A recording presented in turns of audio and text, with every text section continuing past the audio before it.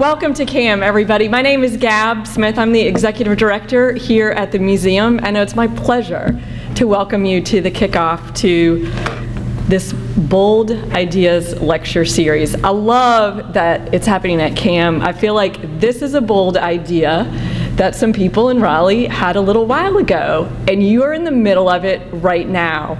You're sitting in an exhibition inspired by hurricanes in North Carolina by an artist named Leonardo Drew.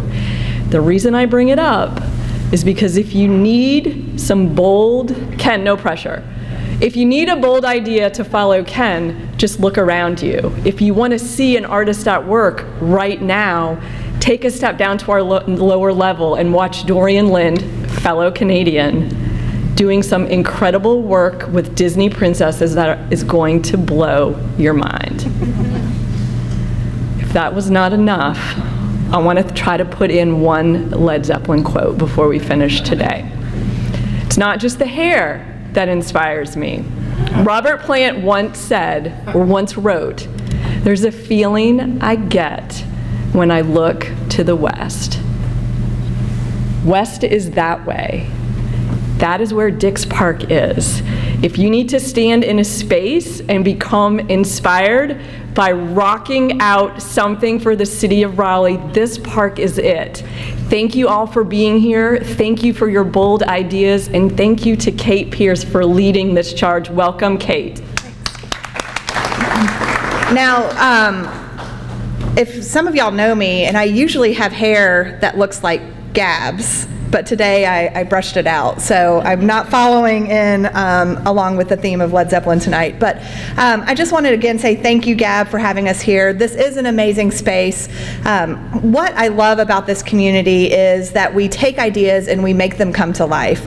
And the opportunity that we have over the next 2 years to take bold ideas from this community and create what we hope to be America's next great space should not be lost on anyone. This is a moment in history that we all have the opportunity to be a part of, and I'm so fortunate to be a small part of what's going to happen over the next 2 years in leading this process to develop what we hope becomes America's next great park. There are some folks I want to thank. First, there are some city staff members here, so all of our city staff members that have been involved in this process, please stand up. None of this could happen without all of our work, so thank y'all very much.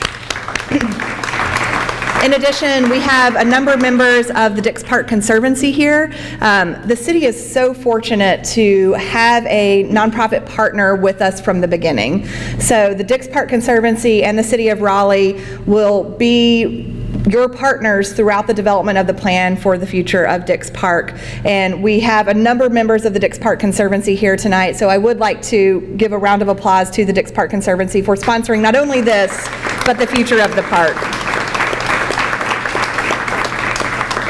We're about to initiate a 2-year planning process to develop the vision for the future of Dix Park. This is just the start, so I hope tonight what you walk away with is a bit of inspiration, a bit of knowledge, and a bit of excitement about this journey that we're about to start on. So with that, I will turn it over to Charles, and he'll introduce our speaker for the evening. Thank you, Kate. Thank you, Gab. Just some housekeeping notes before I start. So if anybody's looking for continuing ed credits, you can self-submit. That means you do it yourself. We're also going to have a Q&A afterwards, so we'll have some microphones walking around the room for that. So the Urban Design Center and Dix Park Planning Team are thrilled to be hosting a unique lecture series this year to highlight bold topics and ideas important to the development of the Dix Park project. Topics this year include inclusivity, ecology, access, arts and culture, history, transportation, economic development, and connectivity, among others.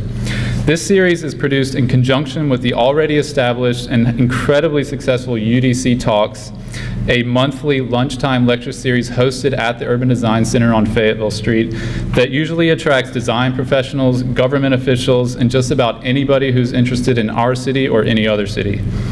This year, we are hosting both lunchtime and evening talks throughout the series. This afternoon, we heard from Ali Khalifa, a Raleigh-based engineer, creative entrepreneur, and the co-founder of DesignBox, about the incredible potential for Dix Park to be a catalyst for inventiveness and creativity. Tonight, we are very fortunate to have visiting from Toronto, Ken Greenberg. Ken is an urban designer, teacher, writer, former director of urban design and architecture for the City of Toronto, and principal of Greenberg Consultants. For over 4 decades, he has played a pivotal role in public and private assignments in urban settings throughout North America and Europe, focusing on the rejuvenation of downtowns, waterfronts, neighborhoods, campus master planning, regional growth management, and new community planning. Cities as diverse as Toronto, Hartford, Amsterdam, New York, Boston, Montreal, Ottawa, Edmonton, Calgary, St. Louis, Washington, D.C., Paris, Detroit, St. Paul, and San Juan have benefited from his advocacy and passion for restoring the vitality, relevance, and sustainability of the public realm in urban life. In each city, with each project, his strategic consensus-building approach has led to coordinated planning and renewed focus on urban design. Ken is the recipient of the 2010 American Institute for Architects Thomas Jefferson Award for Public Design Excellence and the 2014 Sustainable Buildings Canada Lifetime Achievement Award. Involved in many grassroots and community initiatives, he is a board member of Park People, a nonprofit dedicated to the improvement of Toronto's parks. He currently teaches as an adjunct faculty member at the University of Toronto Daniels Faculty of Architecture, Landscape, and Design. He is also co-founder and a visiting scholar at the new City Building Institute at Ryerson University in Toronto.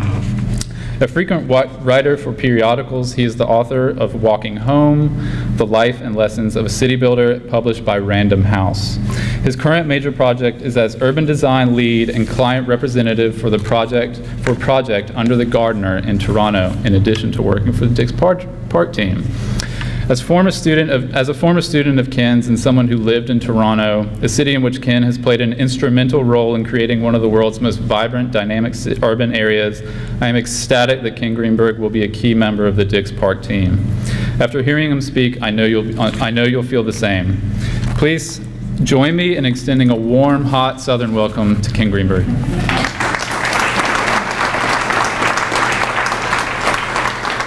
Okay, well, thank you so much, Charles, for the great introduction, and the Conservancy and the Urban Design Center as well. And I have to say I am incredibly excited, as is the rest of my team, with Michael Van Valkenburg, Matt Urbanski, some of the other people you've met here during the interview process, to be involved in what truly is one of the great next undertakings as far as parks go, not only in the US, but probably in the world. This is at a level that truly can be outstanding and break new ground, and I think we've caught the fever from you. So we're very, very excited about it. I want to talk to you tonight about why public realm, why public space matters so much. And what I realized over now the 4 decades that Charles has mentioned of working with cities is that I have really spent my professional life in one way or another, sometimes for the private sector, sometimes for the public sector, helping cities make an extraordinary transition, which is on the rebound, if you like, from what we did in the middle of the 20th century to our cities when we had too intense a love affair with the automobile and altered the urban world. And what's going on now is that people are coming back to cities in large numbers. We're seeking sustainability in the broadest sense of that word, both in human terms as well as in terms of the systems that make cities work. And we're wanting to make cities walkable again, which really is a kind of indicator of the way the world is changing. And at the heart of that change to more mixed use, more compact, more urban, is an unquenchable desire that people are expressing for the public realm. And so that's really the focus of my talk tonight. This is my little commercial. This is the book. The book really charts that work. It's partly autobiographical, it's partly professional. It's written in a way that somebody who has no interest professionally in urban design or planning might find the story of what's going on in cities interesting and engaging. Oops, passed over too quickly. One way of thinking about this is that the so-called American dream, or if I can include Canada in that and say the North American dream, has changed dramatically for millennials and for other cohorts coming forward. And it has now shifted in a quite fascinating way for a whole bunch of reasons, not ideological, but largely having to do with just how young people are seeking to lead their lives. The measure of success is now being able to live in a way where you can walk to buy your groceries, you don't have to get into a car, you have access to transit, and you can do many things in close proximity. But very, very importantly in that picture are opportunities to be together with other people in public. Whoops, backwards. Now, this shift that is going on has been informed by a greater understanding through the very powerful work of figures such as Jane Jacobs and her seminal book in 1961, The Death and Life of Great American Cities, which really caused an enormous rethink in the conventional wisdom in professional circles and others about how cities worked. And to drastically oversimplify it, she pointed out to us who were unable to see it, taking a clue from the biological sciences, that cities actually behave more like ecologies than they do like mechanical systems, which is the way we were tending to think of it in a very linear fashion. And she introduced this powerful concept of organized complexity to capture that idea. And so what I'm going to talk about today is the confluence of two major streams that are happening simultaneously, joining together around this issue of public realm. One of them has to do with seeing cities as part of nature, and the other has to do with a revival of the commons. And this plan, by the way, that you're seeing is of Toronto and highlighting the green spaces in the city, which are emerging in a very, very significant way in people's mental maps, how they understand how to navigate in the city. Those green systems are achieving a level of prominence that they didn't have before, and not only as individual spaces, but actually as entire connected networks, which is what that drawing is suggesting.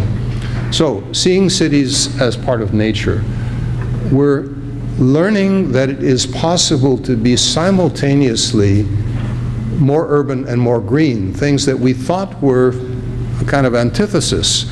We're reconciling something that was actually a false dichotomy, and we're seeing ourselves as part of the natural world. And it's really fascinating that Jane Jacobs' book and Rachel Carson's book came out within a year of each other in 1961 and 1962. So these two phenomenal women who observed the world differently and called our attention to phenomena that people were not paying enough attention to, have really altered our consciousness about cities and nature. So just a few examples to illustrate the point of the power of nature in cities.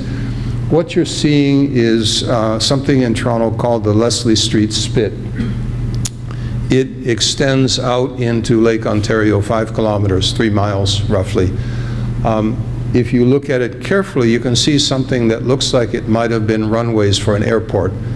And in fact, that was the idea. It was also designed for container ships, which got too big to come through the St. Lawrence Seaway. And so its use, its original intended uses, and all of this was created by landfill from development in Toronto. Just the trucks were coming out, they were dumping the land and formed this space. And then the question is, what will happen to it? And in fact, nature took over. And as people were pondering what to do with it, and there were all kinds of commercial proposals, this happened. Without the aid of landscape architects, we saw a succession of plant life, which has in turn brought creatures to live on this spit as well, and it has become one of the great parks in Toronto, now named after a former parks director, Tommy Thompson, just simply by doing nothing and letting nature actually take its course. And now it has incredible constituents, adherents. Nobody could touch a hair on its head. It is turned into a magnificent space. There have been some very subtle interventions, putting in public restrooms in one place. There are some trails, but of the most subtle kind to take advantage of this. But it really demonstrates the enormous power of nature. And of course, in terms of flight paths for migrating birds across Lake Ontario, it has now achieved an enormous importance. At a very simple level, oops, this is quick. This shows the difference that a simple intervention like planting trees can make. So you see this street, St. John's Place in Park Slope in Brooklyn in 1968, and in 2015, same street, and the intervention of tree planting has changed that street, but also from the standpoint of heat sink and climate change and so on, these interventions make a huge difference. So what has been happening is there is a renewed consciousness at many levels of the fact that we live in ecoregions. And so this map of the Greater Toronto Hamilton area, sometimes referred to as the GTA, shows some features that the public is now starting to understand and know the names of. So you see where it says the region of York, that is the Oak Ridges Moraine, that is the recharge area for our water system. It's the height of land between Lake Simcoe and Lake Ontario. You see the Niagara Escarpment wending its way up from Niagara Falls all the way up to Tobermory, a very important topographical feature. And really importantly, what you see now is the provincial government stepping in and designating one of the largest protected green belts surrounding our city around a major urban area in recognition of the importance of these features. So this is operating at a very large scale. These are things that people would have been oblivious to not that long ago. And now, because of the fragility of our water supply, because of all the issues surrounding climate change and climate readiness, people have become very, very conscious of our fragility and the fact that we are part of this natural environment. And so this diagram is really interesting too, because what you see is all the water courses, the watershed, the creeks, the rivers, and so on, coming into Lake Ontario. And all of that becomes the armature of a phenomenal regional park system. Those elements of the watershed now, because of vulnerability to flooding, going back to Hurricane Hazel in 1954, something like that, have to be protected. People are not have to clear out. There were people living in harm's way at the time, and they no longer do that. So that, managed by conservation authorities, is part of the park system, and that is now extending from that greenbelt right through the heart of the city, forming a magnificent, huge park system that is part and parcel of the entire urban region. So while this is going on, what we are doing coming down to a city scale is we're reconnecting with these great natural features in the heart of our city. So I worked with Michael Van Valkenburg on Brooklyn Bridge Park, which you see in the two top images, converting Piers 1 through 6 on the East River that were previously operated by the New York Port Authority into this wonderful park. How many people have been there, by the way? Okay, so you know what I'm talking about. This is all about reconnecting with the East River, and on the opposite side, in Lower Manhattan, the same thing is happening, and it's happening all the way around the island of Manhattan, and it's extending to other areas in Brooklyn as well. Below a pedestrian cycle bridge on the left in Toronto, which is so beautiful that I have actually seen people get married on the bridge. But it's all about that river, the Humber River, coming into Lake Ontario, and on the right, Chicago, of course, which is justifiably famous for its wonderful riverfront parks that go back to the World's Fair. And what is spectacular about this is from a neighborhood in Stockholm called Hammarby Sjöstad, and the city itself, in ways that we never imagined before, can become its own resort. So imagine in your neighborhood being able to ski learn to ski on a little ski hill, which is actually made on top of a landfill. It's made by garbage, essentially, and using that to create that natural form, to be able to fish, to skate, to boat, to do all these things. So as a child growing up in a community like that, with that kind of relationship to those water bodies, it's absolutely magnificent, and it's right in the heart of an active, thriving neighborhood. Boy, I have to do this so gently. Now, I'm just going to tell a little story about St. Paul. I got involved in St. Paul in the mid-90s when the mayor was Norm Coleman, who went on to become a state senator in Minnesota.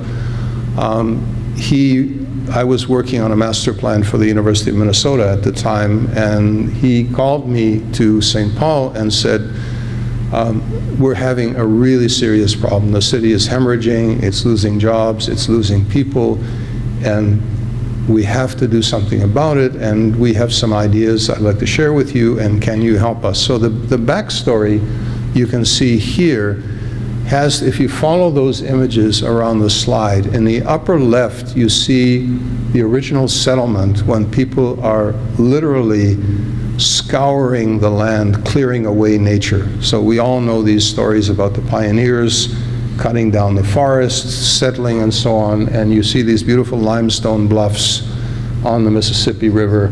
But nature is still quite powerful at that time, and human settlement is quite small and vulnerable. If you go down to the image below that, by mid-20th century, the scouring is complete. There's not a trace of nature where St. Paul met the Mississippi River. And in fact, the barge fleet, which you see above, hardened all the edges of the river. And look at the image on the lower right. The picture was kind of completed by the destruction of areas like this. The older industrial warehouse districts where all the buildings were torn down to make parking lots. And so this became a kind of self-fulfilling prophecy. All these destructive things eventually made the city so unattractive, so unappealing, that there wasn't a good reason for companies to be there, for people to stay there, and it was quite desperate.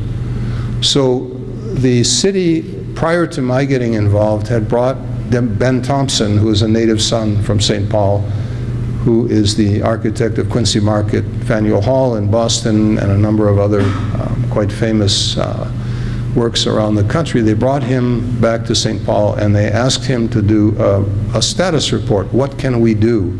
How can we rescue ourselves in this situation? And Ben Thompson went away, and instead of coming back with a report, he came back with this one watercolor. And he had a kind of vision. He called it the Great River Park. Now, if you compare that image to the reality that I showed you, that he was looking at, that was a tremendous act of imagination, to think of this city as this verdant valley on the Mississippi, nature restored to what it had been earlier. And this so inspired the city fathers and mothers that caused the creation of a conservancy, which was tied to the river. And it was that conservancy and the mayor that actually hired me to come in and pick up the baton from what Ben Thompson has done and develop a framework for the city to modify itself. And so that became the St. Paul on the Mississippi Development Framework. We produced our own watercolor image, which was kind of a bird's eye lifting up, but what this was really trying to show is a city that would embrace the river and the neighborhoods embracing each other and embracing the downtown, and all the disconnections that had come about being altered was really the way of the future. And in fact, this vision was operationalized. I ended up working for 3 mayors, including the current mayor, Chris Coleman, no relation to Norm Coleman, and Randy Kelly, and between Democrats and Republicans. This is really interesting. This is a completely nonpartisan issue, and the entire community, including really the larger twin cities, St. Paul and Minneapolis, have been involved in this effort. This now extends to both cities. And it has as a mission this reforging of the relationship with the Mississippi River. So the diagram on the right, the plan on the right, shows infusions of new life coming to different parts of the city, reinvestment, which has been extraordinary. It's referred to as the St. Paul Renaissance. On the lower left is a really interesting plan that we have rendered, that we discovered, done in the 19th century by a great landscape architect called Horace Cleveland. And he came up with a concept called the Grand Round. And the Grand Round, you see St. Paul with the larger circle and Minneapolis to the left of it. They're 12 miles apart on the river. And he imagined this system of greenways through the countryside, linking the 2 twin cities. Now, this is the 19th century, so he was really thinking boldly. And what is so magnificent now is that we, during my time there, the 10 years that I worked for St. Paul, and people have continued to do this, essentially are picking up the threads of that plan of the Grand Round and implementing it. And if you look at the far left-hand side of that diagram, there's something called the Chain of Lakes. And if you ever have the opportunity to visit Minneapolis and see these extraordinary parks linking all those lakes that Horace Cleveland created, it's something quite powerful, quite significant. So here is the design center, which I set up as part of following the actual creation of the framework. The question came up, how do we implement this? And we set up a design center. We had a storefront office, which is here outside City Hall. That's Tim Griffith, landscape architect from St. Paul, who was one of my successors. We had a rotating directorship. We had all the people in the city who at some level could claim to be city builders. So we had architects, we had engineers, we had landscape architects, we had planners who had 2 passports. And so they were seconded for a certain amount of time every week to work together with the others in the design center, as well as keeping their normal positions in their line departments and with their vertical reporting relationships. And this was a game changer. It continues to work very effectively. I actually served as interim director of this design center for the first year to get it started, and since then it's just gone on from success to success. And there you see that as a kind of inspiration, that drawing that I showed you. And what we did is to operationalize those aspirational drawings about green spaces into this St. Paul on the Mississippi Renaissance project. And what you see there with all the numbers that you can't read is a whole identification of capital projects that proceed year after year based on the availability of funding from a variety of government sources, philanthropy, and so on. But they're all interconnected, and they're tied to increments of redevelopment in the city. And the outcome or the results of that have been quite astonishing. The thing that has happened now, which makes this even more compelling, of course, is what we are living through in terms of vulnerability to extreme weather conditions and the need for climate readiness. So here you see Calgary in 2013, the famous Stampede grounds, completely underwater. The province of Alberta is now adopting measures upriver to try and deal with this. The things we are doing in aid of climate change are also creating, in many cases, great public space opportunities, to the extent that we modify shoreline edges and create spaces where we can get new linear parks, new connections, new links to the water, at the same time we're protecting ourselves from it. Now this has a great precedent. Frederick Law Olmsted, when he did the Emerald Necklace in Boston, which is famous as a park, it essentially was a drainage system. So he was solving a flooding problem. And that legacy, like Horace Cleveland, has really come back in a big way. It's interesting that landscape architects, end of the 19th century, early 20th century, were the truly big thinkers in terms of shaping urban regions, and doing so with an eye to how natural systems function.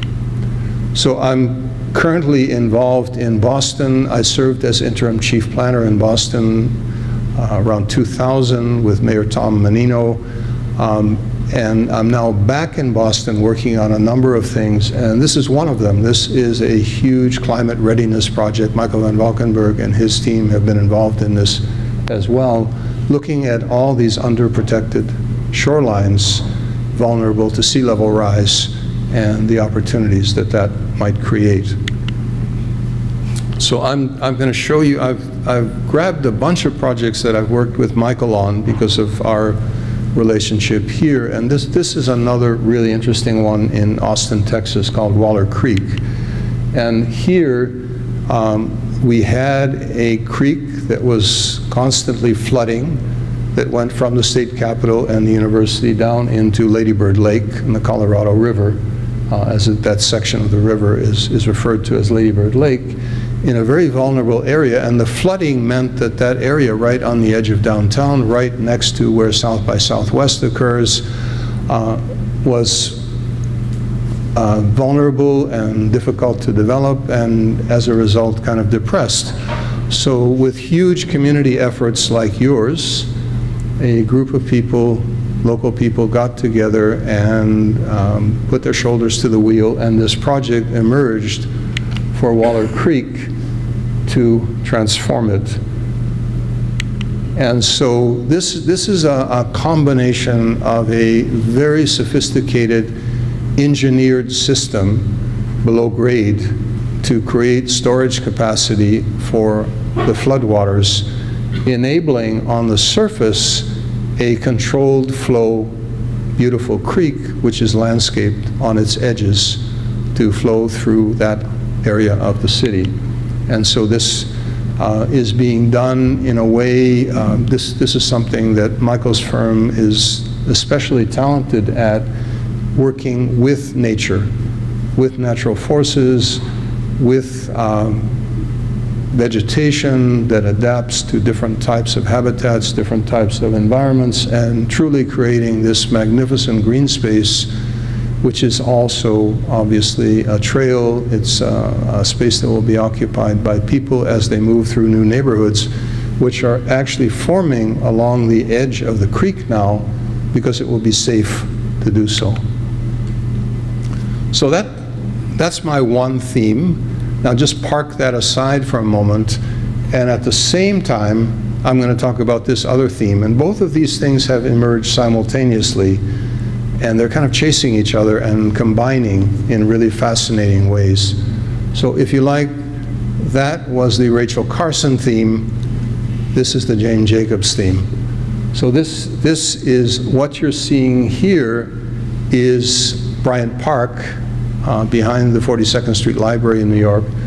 What I love about this is there's no special event going on. This is just a normal spring day at noontime, and people are just coming out, and young families, there's an enormous variety of people just enjoying being together in the park with those loose chairs. Couldn't be more simple. This is a space which you may know not that many years before the Bryant Park Conservancy was set up was actually extremely dangerous. It had been taken over by drug dealers who had a system of controlling all the entries to the park. So this transformation has been quite spectacular. But here is the problem. In mid-20th century, with the way we started to think about cities, thinking of all the uses being separate. We lived in different places from where we worked, from where we shopped, from where we had recreation, from where we had culture, and everything connected by our automobile, obviously. The unintended consequences of that produced things like what you see here. We essentially had zoned common ground out of our cities unintentionally. So we did it to our streets, we did it to the parking lots. The malls are not really a substitute for public space, and we created downtown streets like this one in Toronto with all these office buildings, and all the life and activity was in tunnels below in the basement. And so that really became a problem. And now we have a new challenge, which is the retreat into cyberspace. So I'm sure all of you, like me, we walk around the city and everybody's got earbuds, or they're looking at their phone, they're not talking to each other, and they're not looking at each other. And yet, somehow, in the midst of all this, there is this desire, this pent-up desire of people to be together, which stubbornly persists in public spaces. This is a park in my neighborhood, which I love, and this is what's interesting about this. I am quite certain that all these pickup groups that you see in the park, actually, mostly young people, got there by texting each other. So this is where technology comes together with the physical opportunity, not a substitute for being together, but it's actually, in this case, an enabler, which is what we have to do, because certainly we're not going to turn our backs on the technology. That's not going to happen. But the question is, how do we use it in order to enable social life as opposed to subvert it? This is also extremely important because we need public places where people can actually congregate freely and express their political views. And we're seeing this day after day now with the challenges that we're having to the body politic. I won't go into that. I don't want to depress anybody. But it's really important that we have the ability in spaces that actually allow for this to happen. Now, what is quite fascinating is there's a great expression in French which doesn't have a nice translation that I can think of, but when a phenomenon just pops up and starts to occur before it's officially sanctioned, it's called the version sauvage, the wild version of something. And then eventually we recognize it, we give it a name, and we turn it into something, and we start to work on it. We're seeing the wild version of an intense desire for public spaces in cities. So something called Parking Day. I don't know, do you have Parking Day here? Okay, so this is a tremendous phenomenon. You just take one parking space at a time, and you create these little mini parks. And what these really are is demonstrations of unfulfilled potential that could happen elsewhere. And so for me, the measure of a really good city is, are there places you can be comfortably without spending money?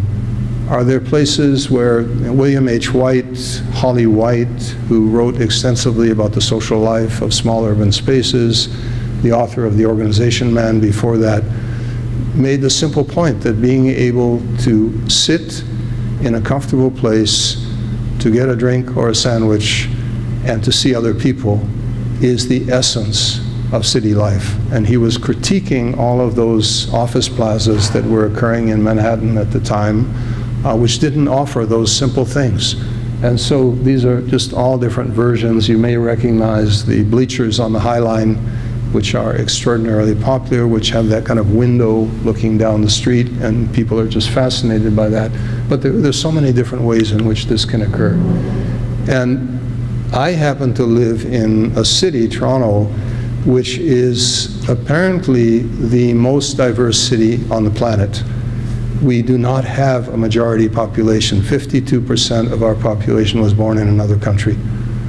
And that number is actually increasing. So we literally are polyglot, heterogeneous. We have people from everywhere. And so the need to have spaces where we get to know each other. This is a place called Kensington Market. This has traditionally been a market area. It started during the Depression in the 1930s, when at that time it was a Jewish community, people who worked in the garment district, and when they lost their jobs, they opened the fronts of their houses and created little markets selling things to each other.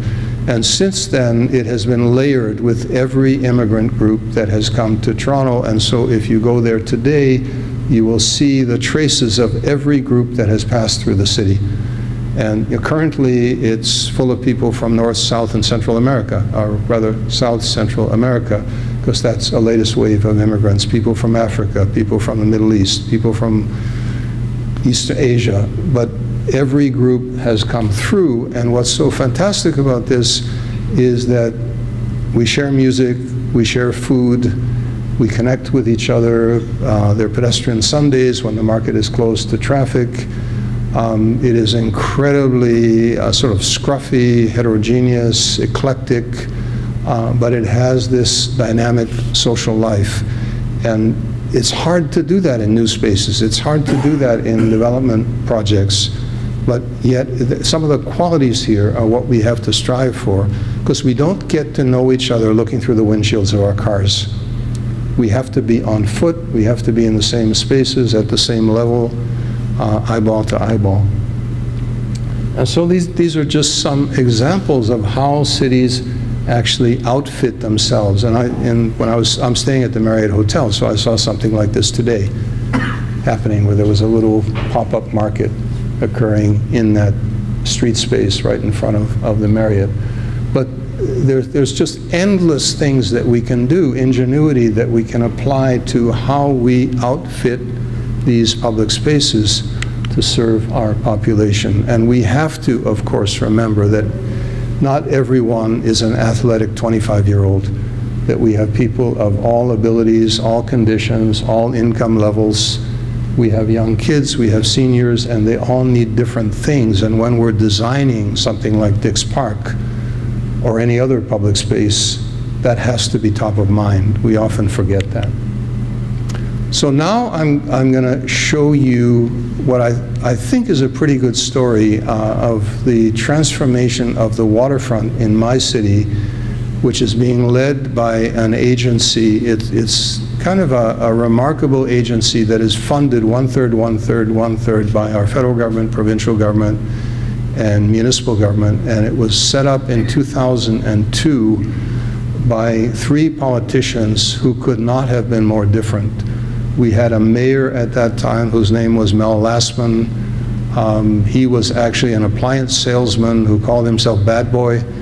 He's gone back to being Bad Boy since he was mayor. So he was I guess you would call him a populist. We had a hard right conservative premier, Mike Harris, and we had Jean Chrétien, who was a liberal and who had come through Pierre Trudeau's cabinet. So the 3 of them, we referred to them as the 3 amigos, got together and they set up this agency called Waterfront Toronto. And that was chasing an Olympic bid, which we never got. But the agency has endured, and it is now has an extraordinary track record. It's currently headed by somebody named Will Fleisig, who recently came from San Francisco. I've known Will for 30 years. We worked together in Denver. He's a terrific person for this job. But their motto is leading with public realm, that they actually are carrying out this whole transformation, redeveloping the waterfront, but always leading with public spaces before the development actually occurs.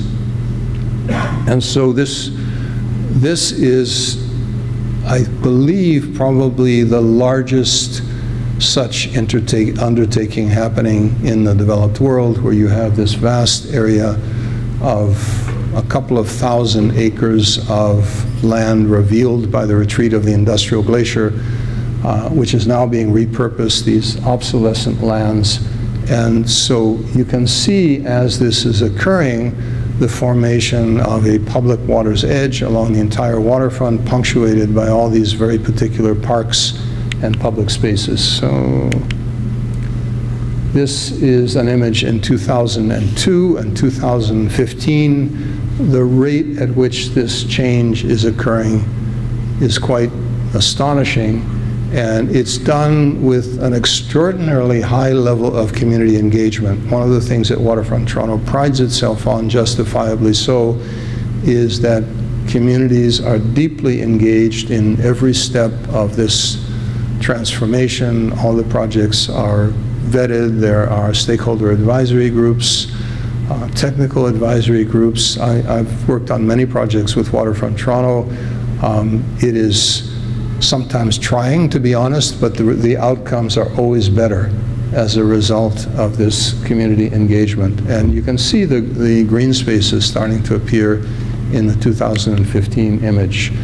What is most interesting about this, and I think this is the greatest learning of my entire career, is what this collage reveals. And I just grabbed a bunch of plans that different people were working on, and you can see the different handwriting in the plans done by different designers at different times.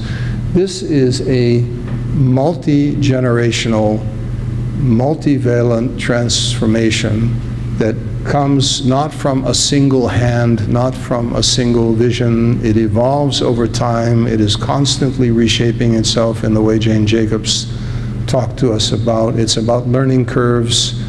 It's about something which is truly organic as it plays itself out over time.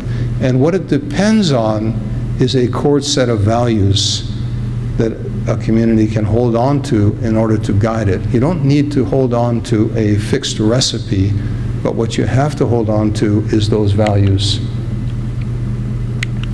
And so I have to pay homage to the man who recruited me to come to the City of Toronto to head up the Division of Architecture and Urban Design. His name is David Crombie. He was referred to as the tiny perfect mayor. He's actually quite short. He's a remarkable guy. He's in his 80s now. He's still incredibly active. And he was called upon at a moment when there was a lot of strife and confusion and antagonisms about how the waterfront would be developed. And he ran something called the Regeneration Trust.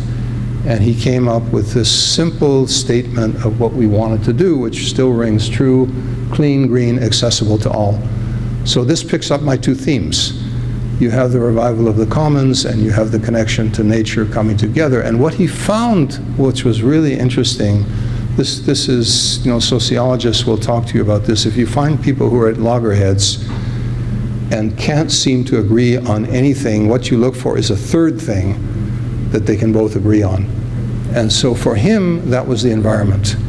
He found that from left to right of the political spectrum, the developers, the communities, the people who were at loggerheads, who were fighting each other, found it difficult to disagree with the deep environmental issues that we were facing. In fact, that earlier diagram that I showed you of the ecoregion was something that he produced at the time. He was asked to look at the Toronto waterfront, and he said the waterfront is not a thin band of land along the edge of Lake Ontario. You actually have to follow the watersheds all the way upstream to the recharge areas in order to understand what the waterfront is about. And he had a way of expressing that people could actually understand, which is kind of remarkable for a politician. So one of the jobs that Michael and I collaborated on was what's called the Lower Don, where the Don River comes into Lake Ontario.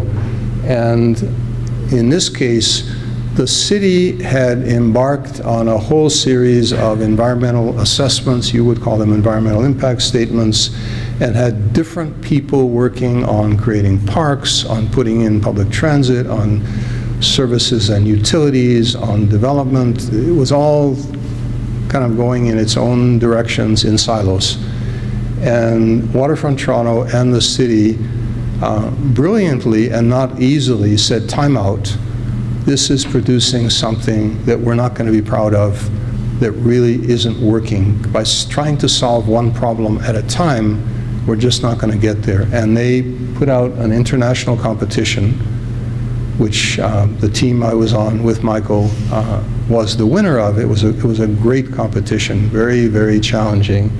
And it was not only to design a park, but it was how do you renaturalize the mouth of the river, how do you allow for a significant amount of redevelopment, how do you deal with regional trail systems, how do you deal with infrastructure, how do you deal with decontamination, all the issues of sustainability. It was all bundled together as one, and essentially it was using design as problem solving, not as an embellishment of decisions that had already been made by others, but as deep problem solving. And so what we came up with as a solution for the floodproofing, which was the primary problem that was driving this, because much of the downtown was vulnerable to flooding of the river, and in fact we just had tremendous water levels where the landform changes that we instituted have served the city well. We came up with the idea of, instead of building dikes and instead of channelizing the mouth of the river, to create an estuary. And the estuary was also parkland, and that became the sort of front of stage for these new neighborhoods, which are actually being built now. And this is what our work environment looked like. You might find this interesting because many of the same people who are going to be working on Dix Park are actually in this image. And this, Steve Applebaum, Michael, myself, Laura Samano, Tim Dexter, Matt Urbanski. In fact, almost everybody there is part of the same team, along with some others. And so it was, the best thing about this is we worked in a team setting where good ideas could come from any part of the team at any time. There was an enormous amount of lateral thinking going into this, solving one problem by addressing another to produce the kind of outcome that we were looking for, and thinking synthetically as opposed to within disciplines. Now, this was the public engagement.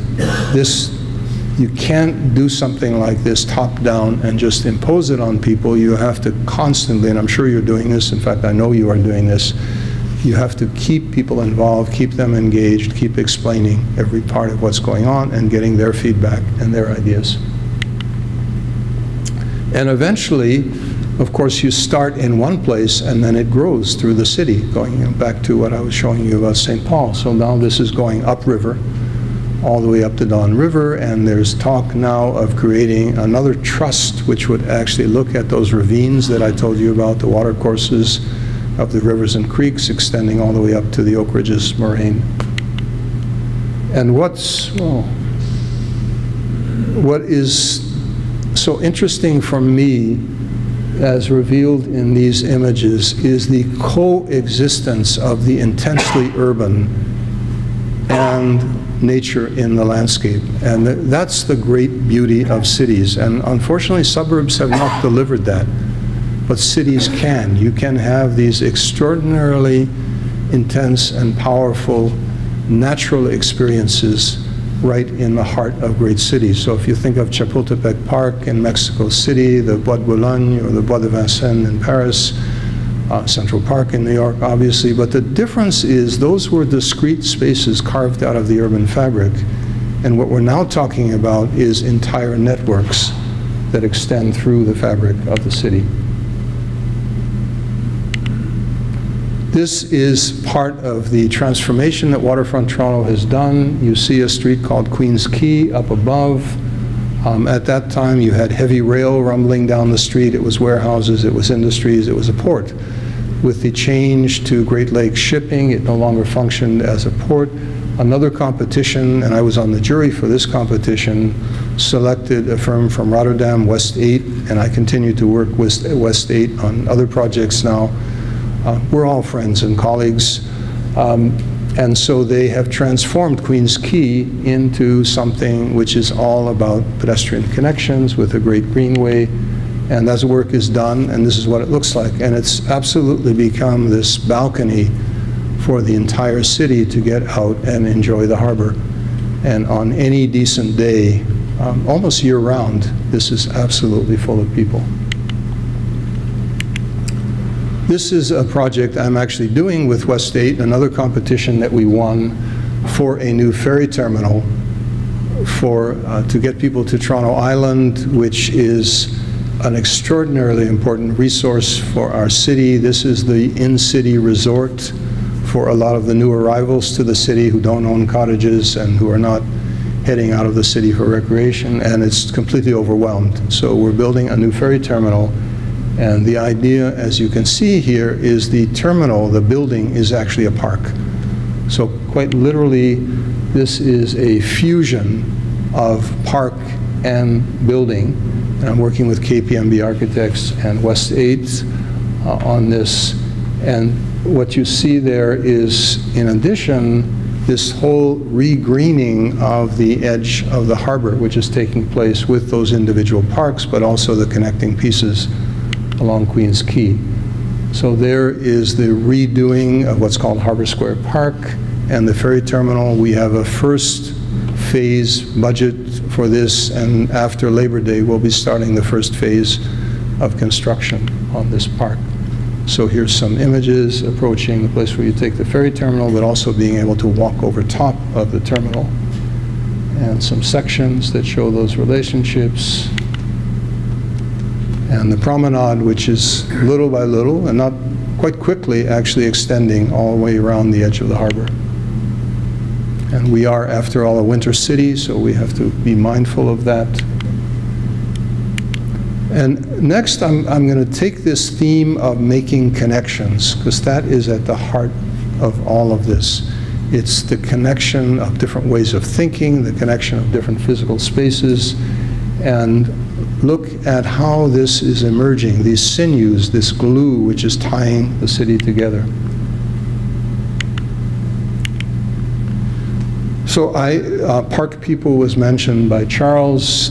Park People put out this report called Making Connections, and what it really spoke to, and we started off being just for the Toronto region. We're now national in Canada. We're working with cities all across the country, is the power of finding these spaces like this rail corridor that you see on the left and turning them into green spaces. Not a novel idea, but one which, if pursued rigorously, can make an enormous difference. So what do these do for us? First of all, they obviously vastly expand the public realm. The public health benefits through active transportation, and that image you just saw is one of the major active transportation corridors in the city right now, reconnecting us with nature along the way, providing democratic space, that common ground that I've been talking about, but also very powerfully spurring economic development. Because it's now, development is gravitating to two things. One is access to public transit, and the other is access to green space. Those are the two main drivers in real estate at the moment. So instead of thinking of parks this way, as discrete, independent spaces, if this is just another collage that I did, if you collage all these different spaces that different people are working on, some the Parks Department, some in public, some by individual developers, what starts to emerge is this pattern now taken to another level, where the whole city, if you think of it as a kind of figure ground, the ground is actually a figure itself of this interconnected green system. This is a beautiful example of people who thought this way in 1834. So on the top, in my neighborhood, there is a figure. You can see two squares, Victoria Square and Clarence Square, and then you see Wellington Place. That was part of the military reserve where you couldn't build up until 1834 because it was close to a fort and a cannonball could fire that distance, and so this area was considered unsuitable for building. When the city decided to move into this area, they laid out this Wellington Place on the model of the squares of London. And the space itself, Wellington Street, is 45 meters wide, 150 feet roughly, and it's just magnificent. And it's been there neglected for many, many years because what they had originally imagined in terms of land use, is that working now? Oh, okay, great. No, go back. I'll go, all right. What they had imagined in terms of land use when this was originally done, you can see those large lots. They imagined great mansions occurring there and institutions. And so that was 1834. Shortly after that, the railways came in, and major change. This became the industrial powerhouse of Canada. This was the maquiladora for the entire country. We manufactured everything in Toronto. We shipped it across the country by rail, so we got a whole generation of industrial buildings. That worked until mid-20th century. They became obsolescent, and now we're seeing a revival of that warehouse district, like your warehouse district, where this is becoming intensively lived in. So that figure remains. That's what's so amazing. That figure, conceived in 1834, has endured through all of those changes in use as a powerful connector. So these are the two squares. Through community efforts, they have been restored. I live in that little gray building on the left, right on the square. You can see that outline of the rectangle, which is off, which is skewed. The reason is that was the burial ground in 1793 for the fort, and it was laid out on a true north-south orientation, whereas the city's grid is different. And so when the city came and laid out the streets, they didn't follow that grid. And so we've outlined the burial ground in granite in that form. This, we did some research, and we found these photos from the 1940s when this was an intensely inhabited neighborhood. These were all the neighborhood kids. What was interesting is there was a strong black population living in the area because they were railway workers, and they were working on the trains, the railways being right beside that, and there was actually a black regiment that was formed in this area, and they come back periodically for celebrations in the area. And in fact, a lieutenant governor of the province of Ontario, who was one of the people from this neighborhood who grew up and took on that role. So it's really interesting when you dig into that history. And so here is the square. You can see the cemetery outlined. This is something that I treasure. This is a letter from Jane Jacobs, who wrote, and I'll read it. With gratitude to the Wellington Place Neighborhood Association, Victoria Memorial Square will be an urban jewel, rescued from a wasteland of neglect and forgetfulness. It beautifully ties the city's earliest roots into a living, caring, revitalized community. The whole city is made richer by this enlightened and enchanting act of stewardship. Jane Jacobs, October 5th, 2002. She used to come to our apartment. Our balcony overlooks that, and watch the work going on in the square. And because the transformation of the area, this warehouse district, was absolutely in keeping with her thinking. So these are just little, well, I guess, these are little images of life returning to this area as people move in. Very quick. So I'm going to switch to one more thing, which is my baby right now, my major project. I was on the phone all afternoon dealing with construction issues related to this. This is about seeing something with fresh eyes and seeing possibilities for transformations that weren't there. So Marcel Duchamp is obviously a great inspiration. Here is a famous example from Paris. There was a slogan of the French students in 1968, "Sous les pavés la plage," under the paving stones there's a beach. And quite literally, the banks of the Seine are transformed into a beach every summer called Paris Plage. So this idea of transformation is not a new one. The original boulevards of Paris were actually the creation of taking down the walls that protected the city. So walls that were fortifications meant to keep people out became the places that brought people together. And you see Boulevard Montparnasse in this wonderful image that we've all seen happening through this transformation. So I'm going to talk about a transformation that's occurring in this area. That is actually the fort, a little square that I was showing you where the burial ground is here. That's the other square, that's Wellington Place. And so this fort was sitting isolated. The original shoreline was here. It was protecting the harbor. It played a big role in the War of 1812. The Americans actually came and burnt down the city during the War of 1812, and then we went and burnt down the White House in revenge. I don't know if you remember that episode. We're very proud of that. No. I'm just kidding. But anyway, this was surrounded by industry. It was protected just because of its historic value. In the around 1960, when they built this elevated highway, they actually proposed, the highway builders, R. Robert Moses, whose name was Fred Gardner, wanted to move the fort so he could run a straight line right through here, and he was forced to do this little S-curve to get around the fort, and the fort miraculously survived, and now that green space is coming to play an entirely new life.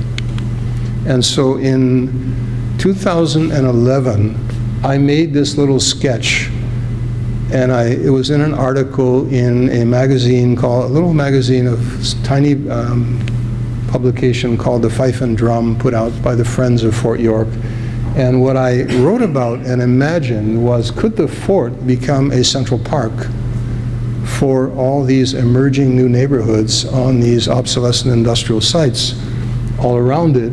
And could the space under the Gardner Expressway, which was 5 stories high and beautiful and extended for 2 kilometers under the highway, could that turn into a public space? Never imagining how this would come about. And this is the space. You can see 14.5 meters high, 24 meters wide. That's Palmyra, which we hope that colonnade has been spared by ISIS. We're not sure. But it has amazing proportions. It's something you could never afford to build. And if you see it not just as an ugly expressway, which is the way people were seeing it, but you see it as a great urban canopy, it becomes something entirely different. This was my Marcel Duchamp moment.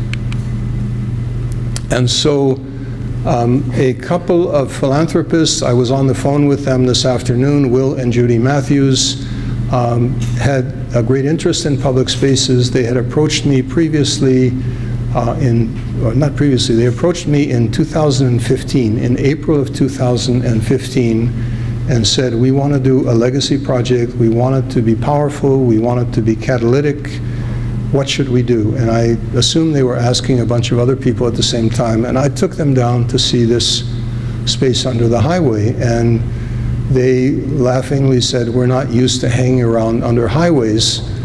What is this about? And when they saw the space, they fell in love with the project, and so they made a gift of the $25 million to the city, and we are now building what's called the Bentway. The Bents is the name the engineers give to the combination of columns and beams, and we did a public competition for the name, and they all have numbers, so it's a great orientation device. And so what you see in this photograph is currently under construction. Believe it or not, the idea first discussed in April 2015, we will have completed almost all the work by the end of this calendar year. We're actually opening a skating trail in December.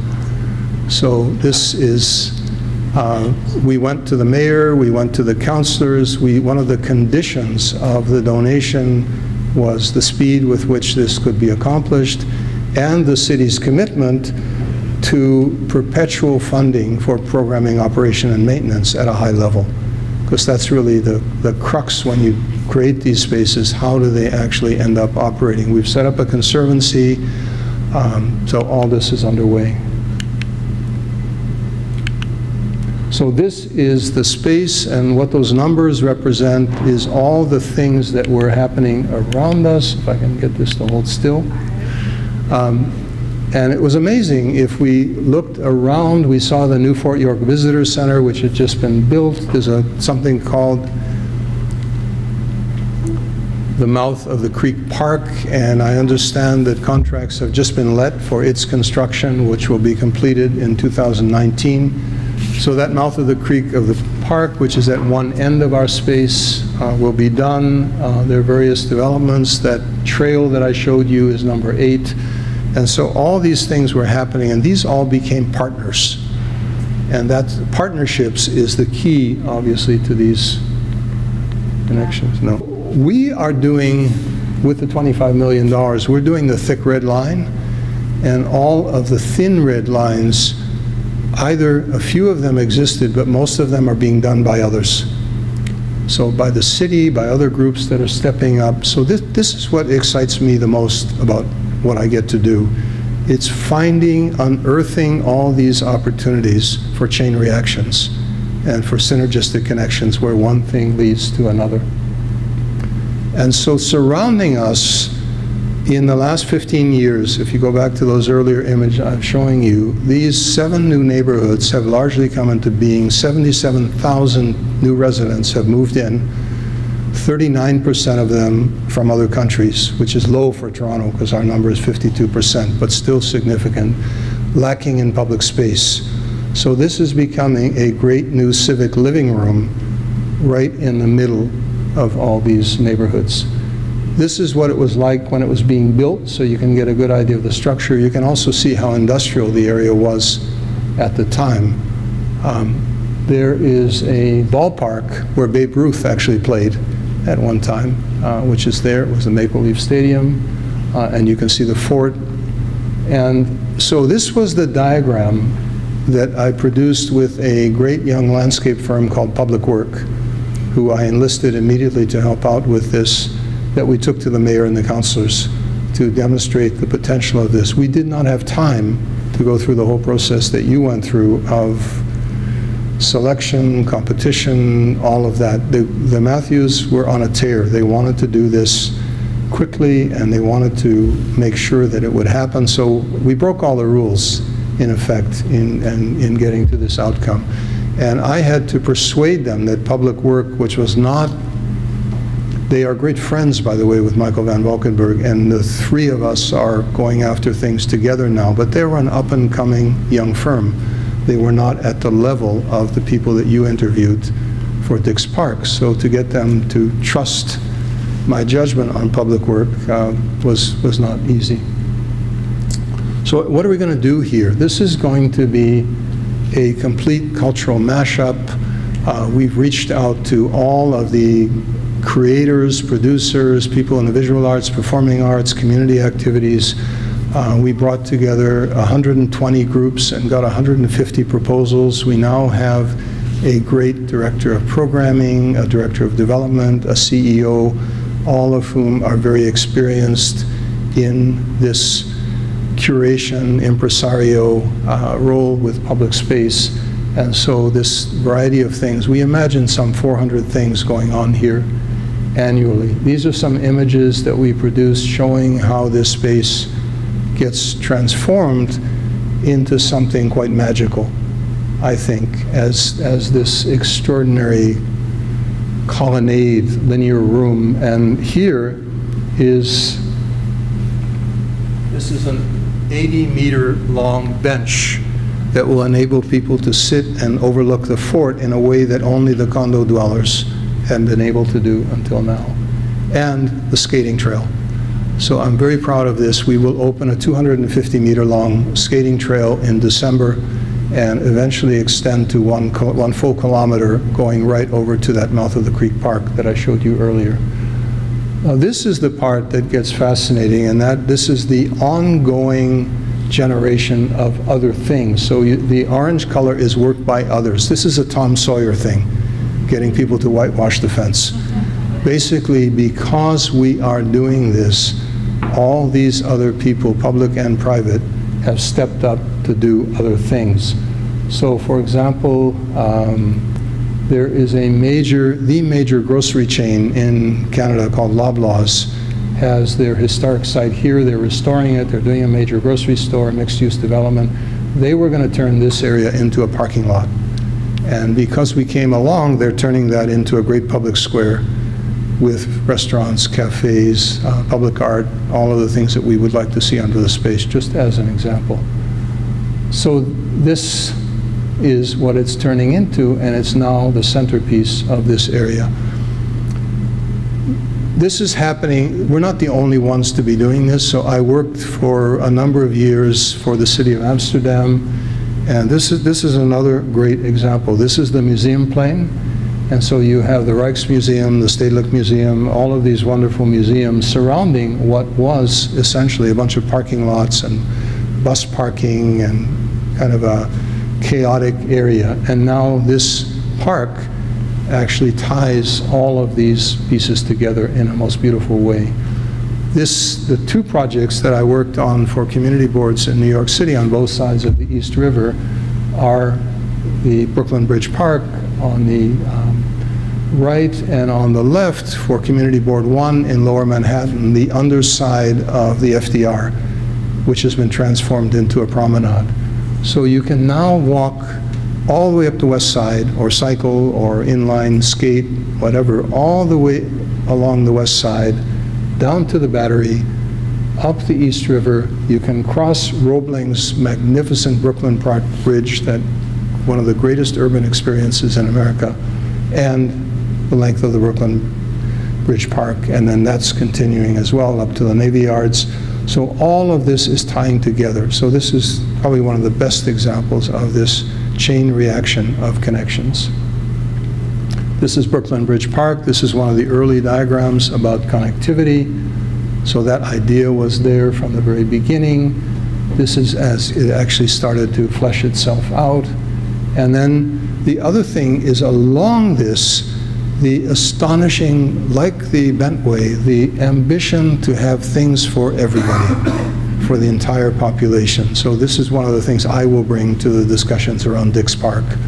And so if you look at the things that happen in Brooklyn Bridge Park, and I don't know when all of you visited it, but on any given day, it's quite amazing what is going on there and the variety of people. And interestingly, unlike the High Line, which has become too much of a tourist destination to the point where New Yorkers kind of avoid it, the Brooklyn Bridge Park is all about people from New York, from Brooklyn, who are actually using the park.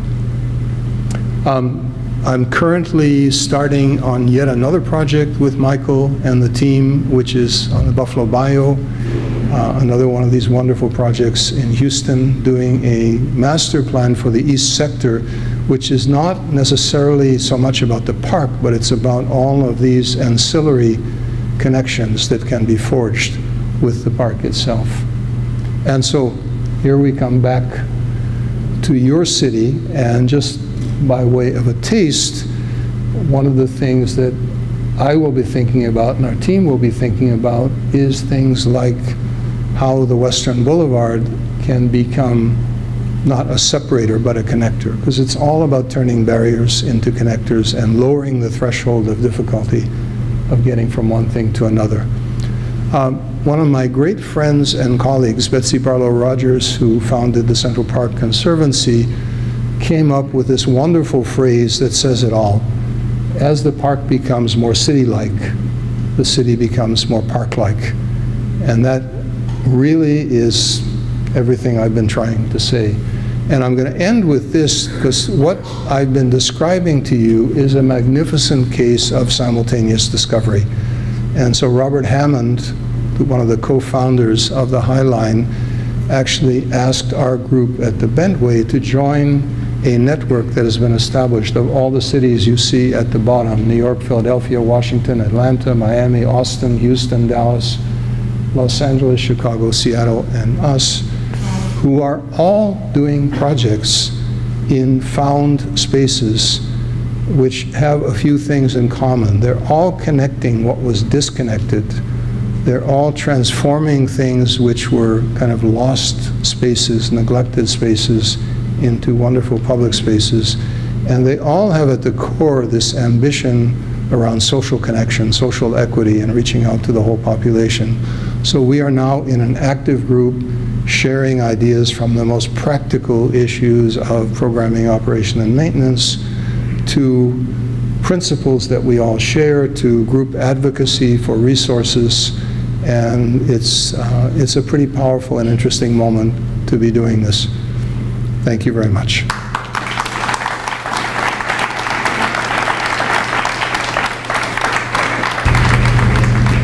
My question relates to how Raleigh, in the redevelopment of Dix Park, will avoid the problem that superstar cities like New York, like San Francisco are facing right now.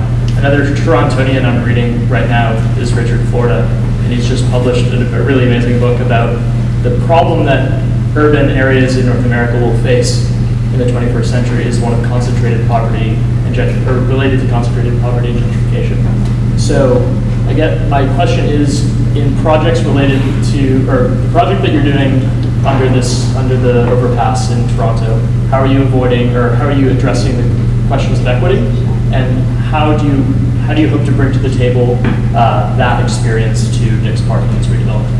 Thank you. For those of you who haven't encountered Richard Florida's book, which is called The New Urban Crisis, I should just say a few words about that, because that's interesting. He was the one who started to talk about the creative class and how attracting people in that group to cities, and he began in Pittsburgh, and he talked about a bunch of other cities, including his hometown in Newark, how by attracting the creative class, cities could revive. And some years later, he started to observe that this had exceeded his expectations. In fact, it was creating a new set of problems, which is related to polarization, to poverty by geography. So it wasn't so much city versus suburbs, but parts of cities and parts of suburbs and great inequities. And so he's calling correctly, I think. I share his view in the book, and I also share his view about the things we have to do about that, which relate to living wages, relate to education, relate to affordable housing. There's a whole bunch of things. And so this is, and I don't know where Raleigh is in that trajectory, but we're definitely experiencing that in Toronto, which Richard has been observing and talking about. So shifting from what I've been talking about now, a lot of what I'm involved in is all around these other aspects of equity in the city.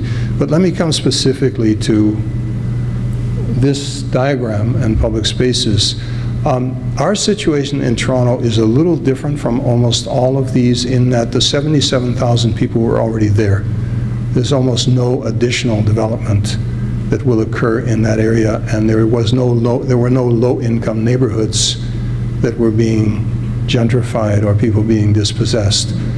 However, having said that, we feel a tremendous responsibility, and this is a lesson that the High Line learned a bit late in the game, a tremendous responsibility right from the outset to do outreach to the entire community, not just the people who are privileged to live around the Bentway, but throughout the city. And the programming that we're working on will actually engage people of all ages, a lot of work with schools and with kids, and programs that will appeal to all segments of the population. Because the last thing we want to see happen, we would consider ourselves a failure if this became a tourist magnet and it wasn't serving the people of our city. But all of these projects, and I'll give you maybe the most extreme example, if you look at the top of the image and the second image from the left, that's the 11th Street Bridge, which is going from the Capitol in Washington across the Anacostia. So it's going from an area where the Navy Yard is and Southwest Washington, which is going through an amazing transformation, to Anacostia, which was the traditional neighborhood of freed slaves and still remains a very vibrant black neighborhood. And so the people doing that project know what that impact could be if not handled well. And so they're working very closely with the community in the Anacostia to make sure that that bridge is significantly theirs in terms of what it provides and what it does. So I guess the answer to your question is we have to be extremely conscious of this. You can't solve all the problems with public space, but public space is one of the components of what has to be a multi-layered solution. And I am completely with Richard Florida in his analysis and the kinds of things that he's prescribing. And I would recommend that book to people who are really interested in what's going on in cities now. And this is really on your theme of connectivity.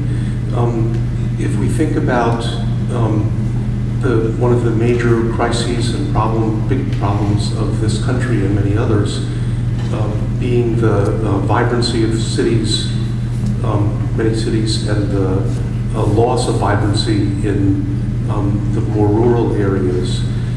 I'm wondering if you can conceive of ways, or if you have experiences with relating these amazing urban redevelopments, like the one we're embarking on, to the surrounding countryside. I think of the southern and eastern parts of Wake County, for example. Are there ways to create connections? Yeah, it's another great question.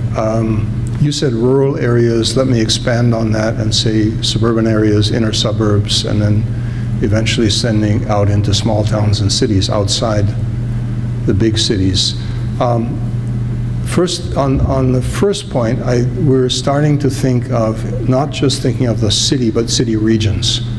And so a lot of the things that I've been describing in terms of connectivity involve, in our case, this golden horseshoe, which is a very big area that extends around that end of Lake Ontario, and finding connections that go through a whole variety of different areas. So what's interesting about the ravines that I was showing you, the watercourses, they go through areas rich and poor. They go through every part of society, and they have the potential to become great connecting links.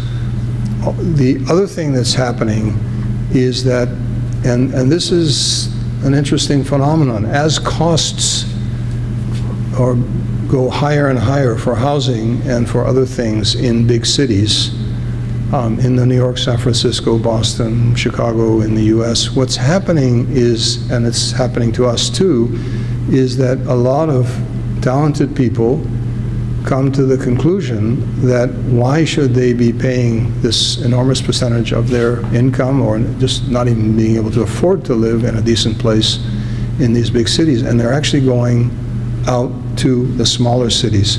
So we're seeing a huge revival of all these smaller towns and cities and rural areas in southern Ontario, because we're exporting people and we're exporting potential to those cities. Now that's abetted by a very important thing. We have this regional rail system, and it was designed originally for commuters, to bring everybody into the city in the morning and take them out in the evening. It's now switching to electrification, but also all-day 15-minute headways both directions. This is a total game changer, because it means that people can actually work anywhere along those lines and live anywhere along those lines. So we're seeing, you won't know these names, but we have an industrial city called Hamilton, which was the classic case, lost the steel industry. It was famous for steel. You had a very big working class population, blue collar population that depended on industrial jobs. It was decaying. Now with that all-day rail service, it's experiencing a very significant revival. So I think these principles apply everywhere, but it's really important to, if you read The Economy of Cities by Jane Jacobs, or Cities and the Wealth of Nations, any of those books speak to the cluster relationships within city regions and how the import-export of ideas and people works across lines. And so I'm very interested in all that, but my particular focus is the physical realization of connections that do that. So I'll just end with this. We have the inner suburbs in Toronto are where the new immigrants who used to come to the heart of the city and congregate around places like Kensington Market, which I showed you, they can't afford to do that anymore, so they end up in the first-ring suburbs, and the places where that kind of activity is going on is the strip malls along the arterials, and there's a big thing about being disconnected from the city center. In fact, I could spend an hour on this. That's why we had Rob Ford as a mayor. So one of the great projects is something called the Pan Am Trail. This is a 90-kilometer trail that actually cuts through the entire city, connecting inner suburb and city, and it is giving people an ability to navigate that whole distance. Another example, and then I will shut up. In Bogota, which is a very, you can imagine, like a Latin American city, is very divided along class lines, and people live in separate areas, and there's a lot of security issues. They have something called the ciclovia. The ciclovia, on a regular basis, it started off one day a week, and it's now more. They close 100 kilometers of streets to traffic, and people can cycle, walk, skate, all around the entire city. It goes from the richest areas to the poorest areas, and what it's done is enable people to see each other in ways that they weren't able to do before. It's a game changer. So Mexico City has it, we have it now in Toronto. It's called Open Streets. It's happening in cities around the world. And like my Bentway project, what it does is it causes people to see with fresh eyes something they hadn't seen before. So that's too long an answer to your question, but it was a good one.